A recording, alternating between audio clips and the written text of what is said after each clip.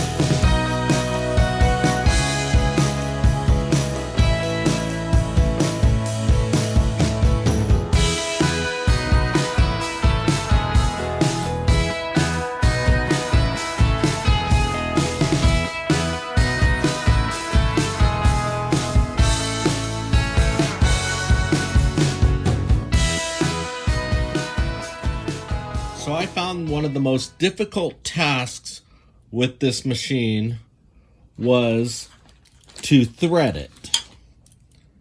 Especially down here in this area where the film goes. So if you're using Super 8, you have this adapter.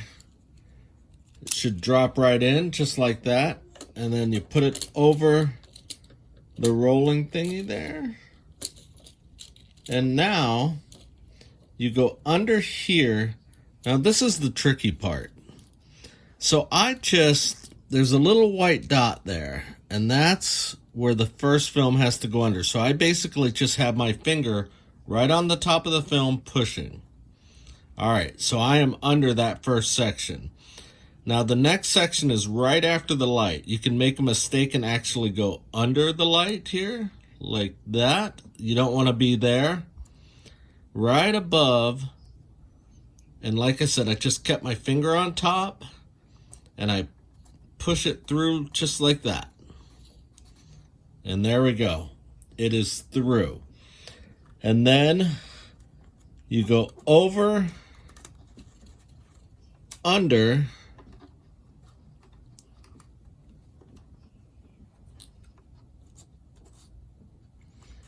over again,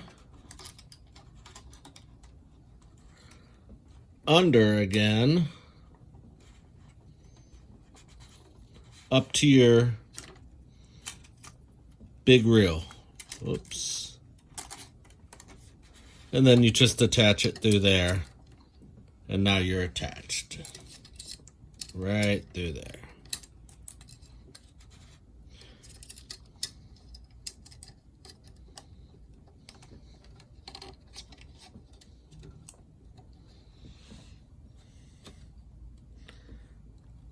And at this point, you can start pushing the film through to get to the first set of pictures.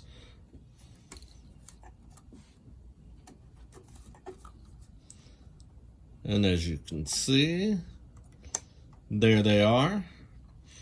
And at this point, you can adjust by hitting the menu button, going up to frame adjust, hit enter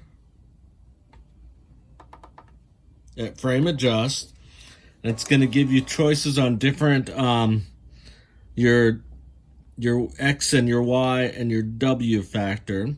Your W is actually the width of the whole picture. So if you see me, it's on the W right now. The picture's getting smaller. But let's go to the X, move it over.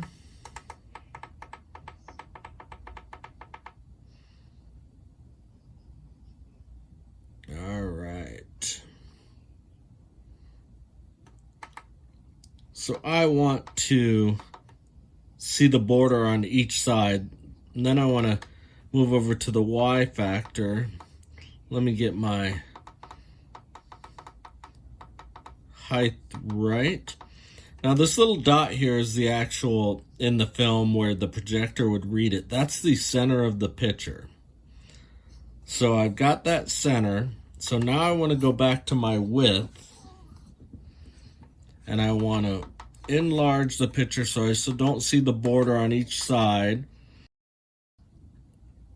And there we go. That's the picture I want. I hit enter. Go back to menu. It's going to do an adjustment. So there's the picture that I'm going to have. And in order to record, the SD card is in the back. You just go to record.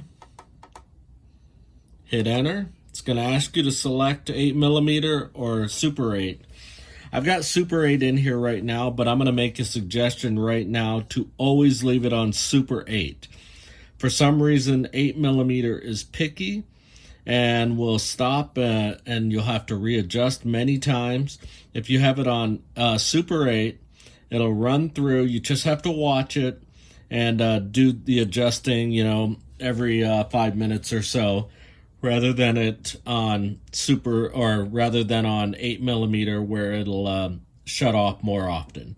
But on Super 8, it doesn't shut off. You just have to watch it and then stop it if you see the pictures off. But once it tells you that, you got it on Super 8, you hit enter. It's going to tell you to please wait, and then boom, it's recording. Simple as that. All right. In order to stop recording, just hit the enter button again. And as you can see, it stops. If you want to start recording again, hit enter again. And one more time. There it goes. It's recording. And to stop recording, hit enter once again. All right. Let me flip this thing around for you.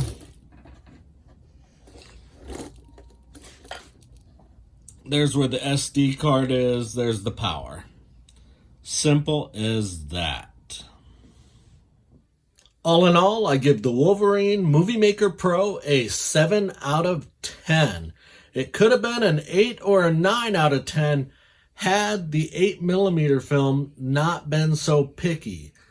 But the quality's great. I really loved what I got out of it.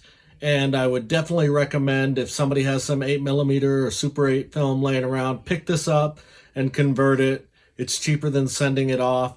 And you get to relive those memories. And here's an example of what I got to see. It's the German side of my family from back in the 60s. And I got to relive some of their memories with them and saw my mom, how she looked 40, 50 years ago.